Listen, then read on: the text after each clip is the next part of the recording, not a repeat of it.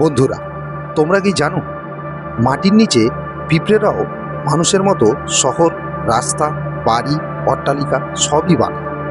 আজকের ভিডিওয় তোমাদের জন্য রইল অজানা পিঁপড়ের সুড়ঙ্গ।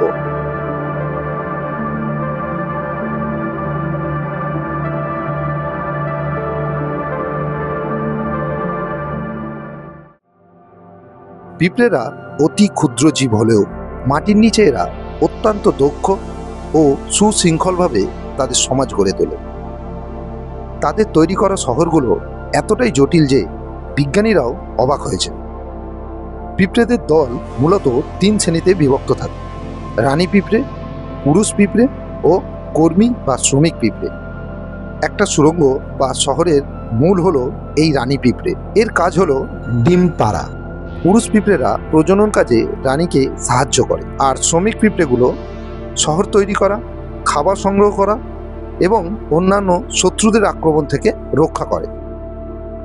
পিঁপড়েদের শহরে অনেক রকমের কক্ষ তৈরি থাকে, যেমন খাদ্য সংরক্ষণ কক্ষ, ডিম সংরক্ষণ কক্ষ, আর রানী পিঁপড়ের জন্য থাকে বিশেষ কক্ষ এবং বাচ্চাদের লালন পালনের কক্ষ। এই সব কক্ষগুলো অত্যন্ত কৌশলগতভাবে মাটির নিচে সাজানো থাকে। প্রতিটি পিঁপড়ে তাদের নির্দিষ্ট দায়িত্ব পালন করে। এরা ফেরোমন ব্যবহার করে একে অপরের সাথে তথ্য আদান প্রদান করে। এই রাসায়নিক পদার্থ ব্যবহার করে তারা পথ নির্দেশ, বিপদের সংকেত ও খাদ্যের অবস্থান জানতে পারে। পিঁপড়েদের এই জটিল যোগাযোগ ব্যবস্থা তাদের দলবদ্ধভাবে কাজ করার ক্ষমতা বাড়ায়। পিঁপড়েদের মাটির নিচে শহর নির্মাণ কৌশল ও জীবনযাপন ভবিষ্যতে আমাদের অনুপ্রেরণা হতে পারে।